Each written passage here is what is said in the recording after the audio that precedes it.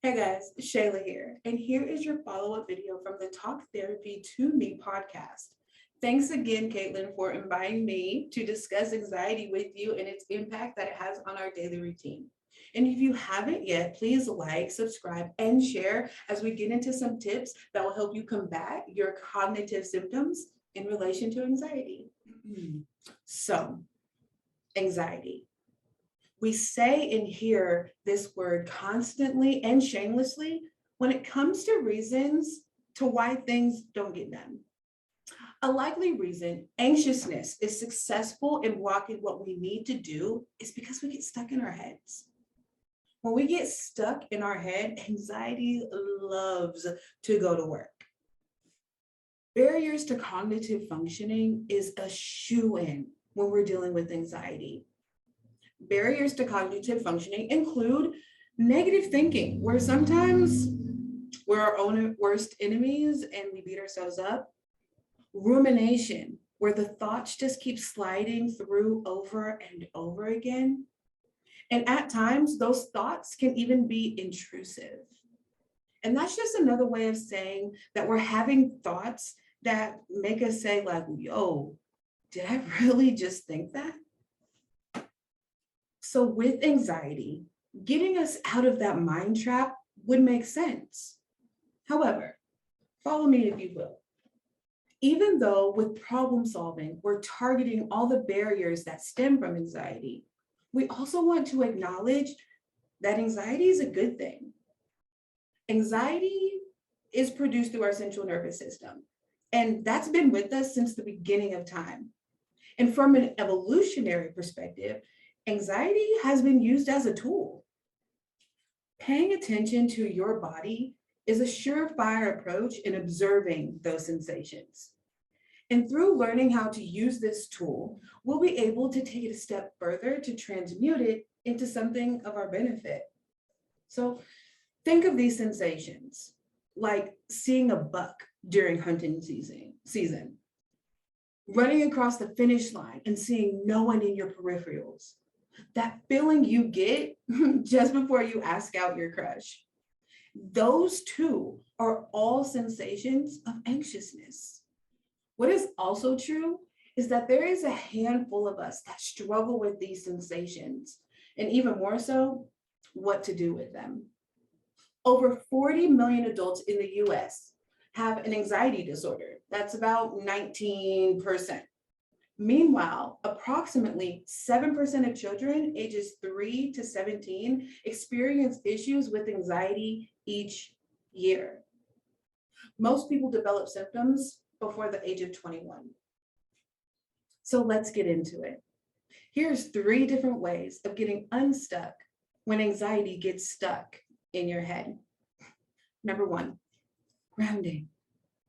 What I love about this technique is that it really accentuates your senses. If I were to put a depiction on it, just to get a visual aspect of what grounding techniques are all about, anxiety can make us feel flighty and kind of all over the place. So imagining that while you're doing these exercises, it's almost as if you're on a ladder and you're taking one step at a time back down to the ground for that stability. So while we're using this grounding technique, ideally, we're trying to gather ourselves back through our senses so we can feel whole again. So we start with the number 5. 5 is, what are 5 things that you can see around you? And you can call those out. Now you can either say it in your head or you can say it aloud, whatever floats your boat. 4, what are 4 things around you without moving that you can touch? 3, what are 3 things that you can hear? How close, and the thing is like, is it real close to you? Is it far away? But 3 things that you can hear. 2 things that you can smell. And what I love about number 1 is that I like to use a positive affirmation about yourself, because self-esteem is such a vital, important factor of knowing who you are. Number 2, physical movement. And for this, I really want you to think small. No one is recommending that you go and run a marathon. Some common symptoms of anxiety include headaches, muscle aches, stomach aches, and even some unexplained pains. However, taking your own time and maybe walking up and down your hallway, or even every evening, sitting on the ground or your couch or using your bed and taking the time to stretch. Doing this will help us release some muscle tension that has built up over our day. So, and lastly, number 3, it's more of a recommendation. And that recommendation is working with the stimulation rather than against it. We are working with sensations that are as old as time. In denying what we are experiencing, we are adding to the friction and the resistance that gets translated as stress in our bodies.